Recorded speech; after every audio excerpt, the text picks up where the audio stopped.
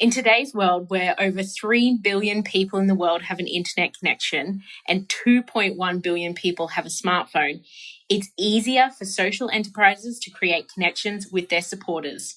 Today, after over a year of chatting to some of the world's most inspiring changemakers, Mel and I are chatting to each other. Today, we're going to be exploring the trends in digital marketing and how social entrepreneurs can harness them for their cause. Welcome to The Human Factor, the show where we explore social change through the eyes of social entrepreneurs and nonprofit leaders. My name is Melanie Roussin, her name is Erin McKay, and we are your hosts. So, hi Erin, and welcome to the show. Oh, thank you so much for having me, Mel. My social enterprise, no. So today we don't have a guest on the show. It's just me and Mel rocking the microphone, chatting about the digital marketing trends for 2018 and how social enterprises can harness them for their cause. And so the first trend we wanted to chat about is Instagram stories. And now, Mel, you're pretty new to Instagram as a whole, aren't you? I am, but I'm very addicted to it now. Yeah, well, you and 200 million people. That's right. Which is actually more than people on Snapchat. And you may also be familiar with stories on Facebook. But we're going to talk about these stories on Instagram today. Yeah, so Instagram stories, they've only been around for over a year, but people loving them. I know personally, I love watching Instagram stories. And one of the reasons why I love watching them is that they foster real connections with the people that I'm watching it of. And that goes for brands and social enterprises as well. And the reason why I feel connected when I watch them is because the videos aren't polished. They're not this amazing, expensive piece of footage. It's raw and it shows the real story behind something. And it's actually the whole purpose of Instagram is to show that slice of life. And one of our guests on the podcast, Roz from Tuno, that was back in episode 7. So if you haven't watched that episode yet, go have a listen. But she does a pretty good job with Instagram.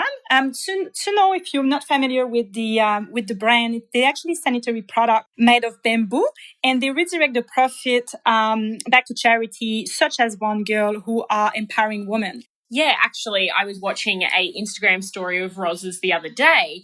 She actually showed the Instagram story of her donating that profit for the month to One Girl. So it can also even form a piece of transparency for you as a social enterprise to go, hey guys, I'm actually doing this. I'm actually supporting these places that I say I am. Because one of the things that we found through our career is that people are more likely to give if they can see the impact of their dollar. And that's really important. Absolutely. And we're going to talk a little bit more about that in Trend 4. Oh, ooh, sneak peek.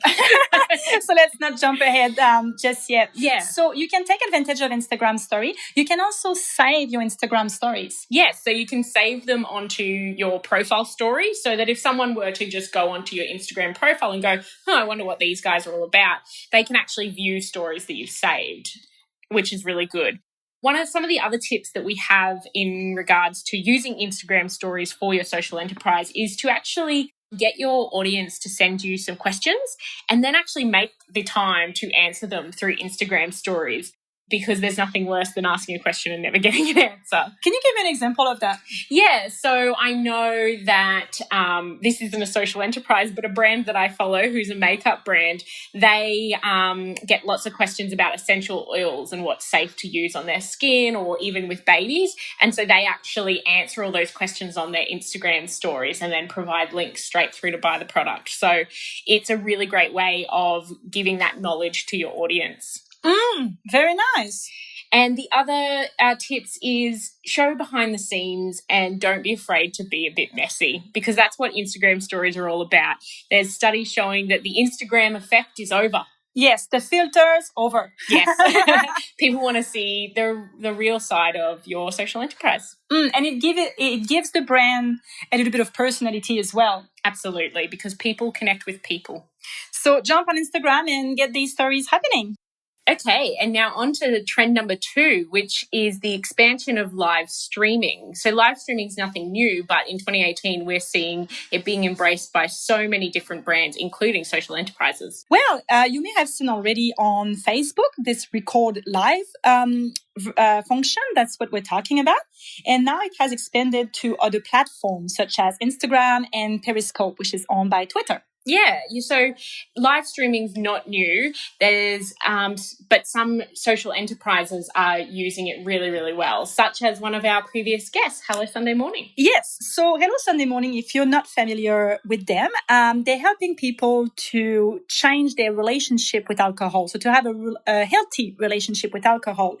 And they've used their story pretty well. So they were back in episode 9. If you haven't listened to this episode, have a listen. But they did a pretty good job on live streaming recently. Yeah, so on Facebook, they were doing a campaign talking about, obviously, healthy relationships with alcohol, and they hosted a Facebook Live video interview with Andrew Osher Ginsberg, who is an Australian TV presenter, but he used to be a music VJ, and he had some pretty hectic relationships going on with alcohol, and so he spoke live with Chris Rain on Facebook, and it allowed people to have a real connection with not only Hello Sunday Morning, but with Andrew's story, and actually go, hey, that happened to me as well. Like, that's sort of my story. And it allows a fostering of community on a digital space. That's especially important with alcohol because it is such a social phenomenon. Absolutely. So what are the tips that you have for us, Erin, in terms of if we do want to make the best of live streaming? Yeah, so one of the first tips is to not be too afraid of not being perfect. We know a little bit about that, Mel. People may be shocked to know that this is not the first recording we've done. But the other tips is to actually tell your followers about the broadcast coming up. Just because it's live doesn't mean that people are just going to stumble across it. They need to know about it so that they can log on and make sure they're online to see it. And then build a bit of momentum as well, a bit of excitement. Absolutely. The other thing to build excitement, but also maximize your reach with your live story, is to actually partner with other organizations to maximize that. But then also just actually make it valuable. I've seen lots of brands just host a live story for just because, and it's not actually adding any content that's actually valuable. Just because it's live doesn't mean that you shouldn't still put the same amount of thought into the content like you would another piece of content. Oh, we have to be respectful of people's time. Absolutely. So that actually leads really nicely into our trend number 3, which is the continued investment into influencer marketing. Influencer marketing is nothing new. That's basically having a kind of a famous person or a celebrity endorsing your brand. And when it's done very genuinely, it's actually quite powerful. It's actually a lot more powerful than the traditional advertising strategy. And companies that are using the traditional type of marketing are actually struggling to connect with social media users. Yeah, and that's where things like influencer marketing can come in and help you, because influencers can then allow you to speak to a market on social media that you don't have to then try and infiltrate. So, and it's really important, especially because in the last 2 weeks, Facebook has actually announced new algorithm changes, which means that they place more priority. And this, because Facebook owns Instagram, automatically flows onto Instagram as well. So they put more priority on what they would deem to be family and friends, posts, which, because they're trying to drive you to spend money on your advertising on a brand. But so influencer marketing can help a social enterprise because they are not a brand as such. Even as we might see them as a brand to leverage, they are more of a person. Well, they're a person talking about your social enterprise or your charity, which means it will reach higher in Facebook and Instagram. It gives you credibility as well, like that endorsement, and allow you to tap into a new market. And one of our guests on the podcast in episode 17, hashtag plug, is Scarf. And Scarf, they train and host dinners for to help refugees and I guess young people with a disadvantaged background, to actually work in the hospitality sector, a really good and worthwhile cause. And they actually worked with Matt Preston, who is a master chef judge here in Australia. And that really helped to actually provide some exposure to their brand. But it's actually just a nice association. And I think, if I'm not mistaken, Matt is actually getting really involved as well. Yeah. In the cause. And they have people who are actually helping to train the young people that are quite well-renowned chefs. That's what I believe. So that's a really good example of how to use influencer marketing. Absolutely. So our tips for influencer marketing is to actually tap into networks that you may already have. So Matt Preston came about through a friend of a friend, and you never know, you may actually have friends of a friend. Our other tip is to just put it out there and ask, have a look at people who are big on social media and are interested in the sorts of things that your cause promotes, and reach out to them. And our final tip is, when you do reach out to those influencers, have a really strong call to action for both the influencer and then also for the people who are reading that influencer's post. Is it to donate? Is it to go and buy a t-shirt? Is it to go and buy a product? Make sure that's really, really clear, or otherwise you've sort of wasted all your effort. And make sure also that you do kind of harness these stories. So potentially this influencer marketing has a story on, for example, for Scarf, I came to a dinner or something like that. And the reason for that is, as Erin is talking about with Facebook, they're changing the algorithm. So these kind of personal stories are going to be really, really, really important in order to rank high with your audience. So our next trend is not actually looking at a digital marketing platform, but an entire generation of people. Specifically, our next trend is engaging with Generation Z. So first, let's define who they are. So they are also called the Centennials. So you might have heard that term. So, depending on where you look at, what source you look at, they were born roughly between 1995 and 2012. Some sources talk about 2008. I guess what sets them apart is they've always had social media and computers and the internet. They've always had it. It's always been part of their life. So you may see, some of you who have kids, or you might see as early as 6 years old or 10 years old, they start jumping online. And they'll probably be teaching you, or certainly me, a thing or two. And that goes up to about 23 years old, roughly. And why it's important to talk to them is because they are this new generation coming in using, obviously, the social media world, but also digital media, and they're going to be your next supporter. Exactly. And one of the main things to know about Generation Z is they like to give and support causes differently than other generations. Mostly, they don't want to be told where to go to support. For example, you go and donate and give me donation now. They want to make choices about how they get to give. So Generation Z like to give to personal causes. So, for example, they like to support a friend who is doing a run that's important to them. They'd like to donate through that means, but they also like to give in a way that is socially visible. Yes.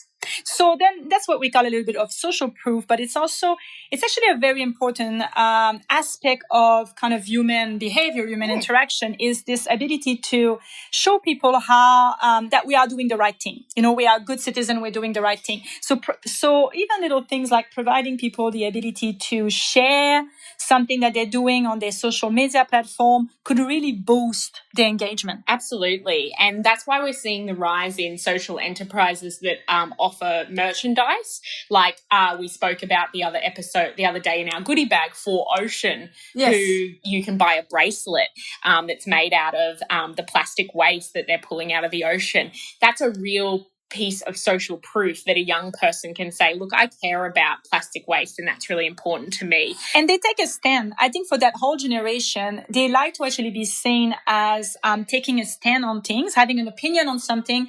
And also the research has shown us that they're making decisions in more sustainable way. But that's also why they are a good fit. So they are more likely to look at brands. And now I'm talking about, Good on You, one of our previous guests. guess, to shop for brands that are actually ethically responsible, socially, environmentally, economically. So I think that's a nice fit for that as well. Absolutely. And you also see brands like brands, which is also a charity, Sea Shepherd. They're engaging young people in meaningful conversation at places like festivals.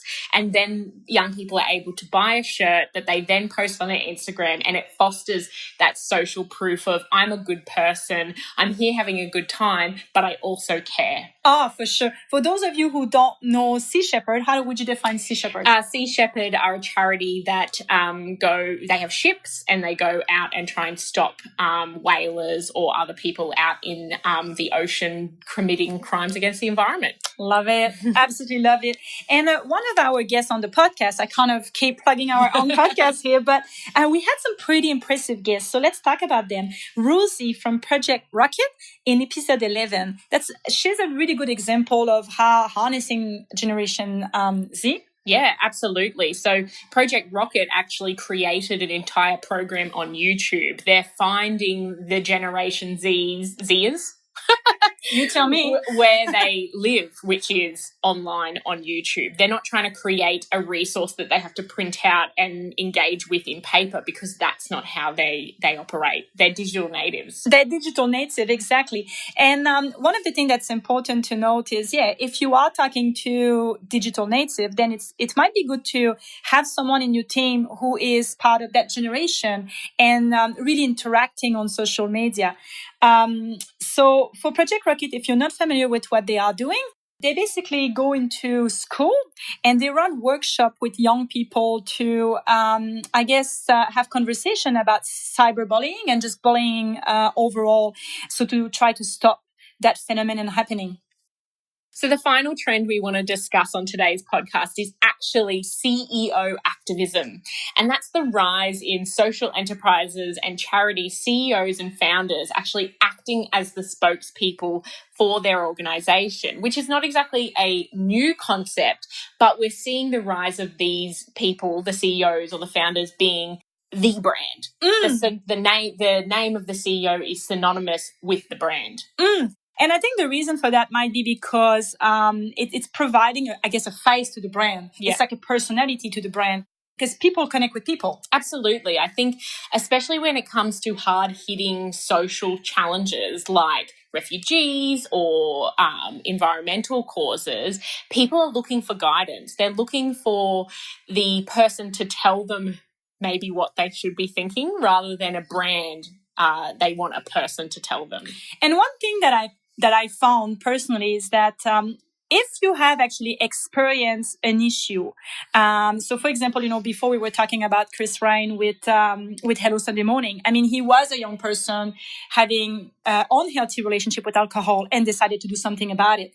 So him being the face of Hello Sunday Morning makes a lot of sense. Absolutely. And I guess that's what you as the founder of your social enterprise or charity need to make a decision about.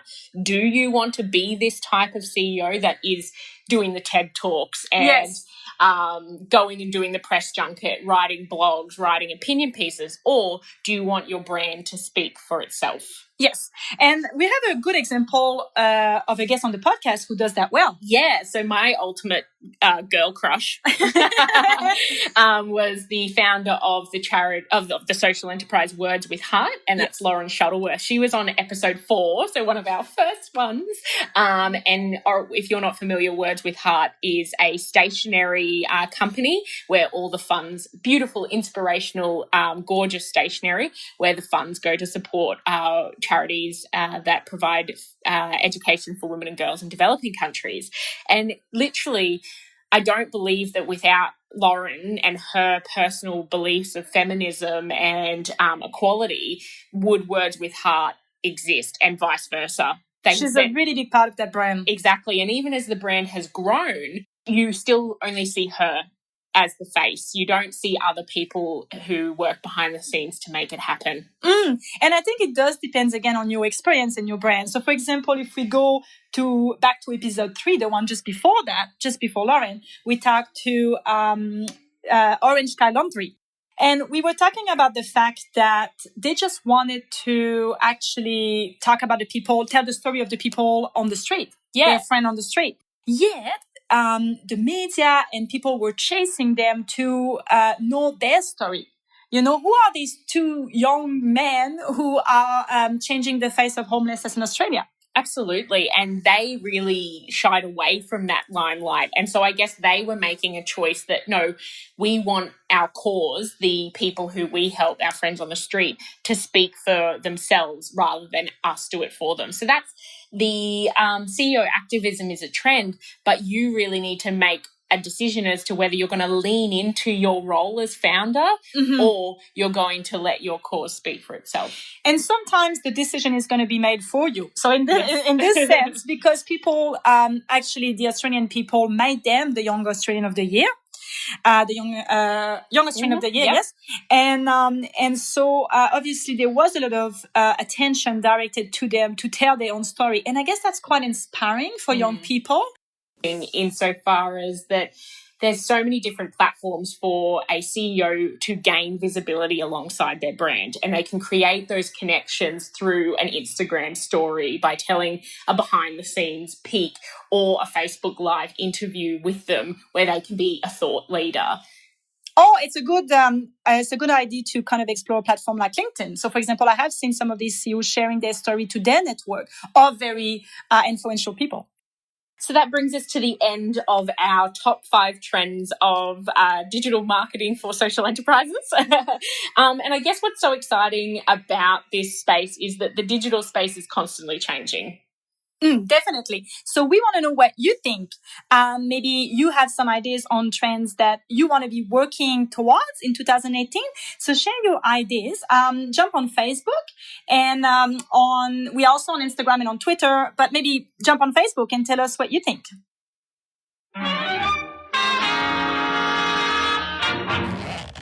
The goodie bag. Hello, Mel. It is time for the goodie bag.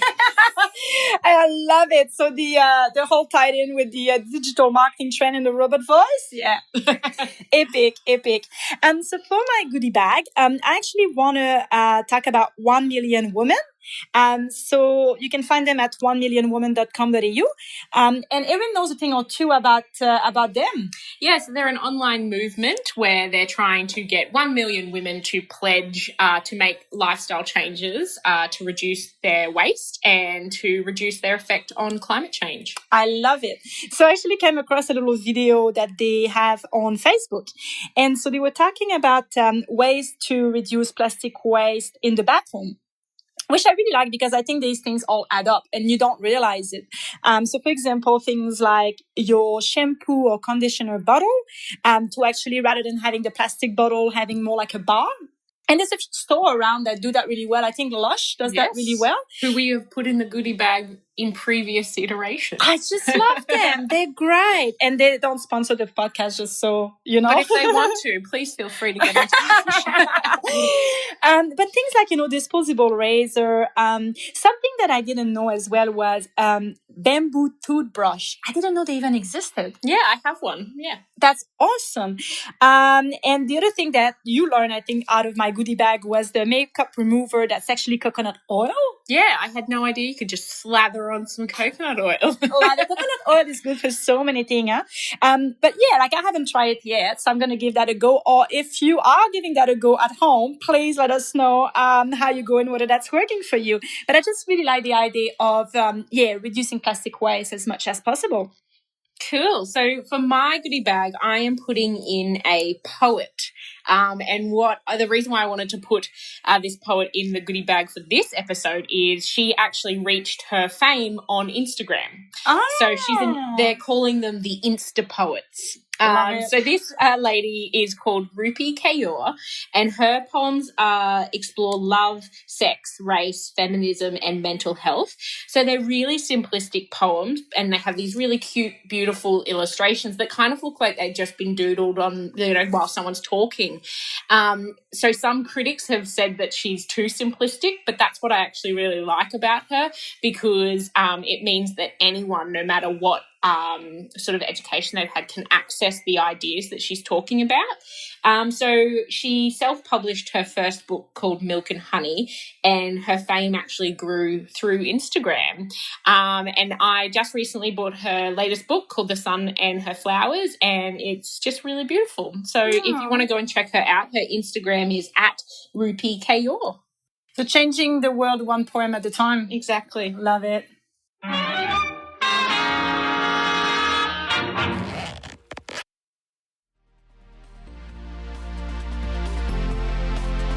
Thanks so much for listening to today's episode. If you enjoyed it, please head to iTunes, subscribe, and leave us a review and a rating. We would suggest 5 stars because it helps other people find the podcast.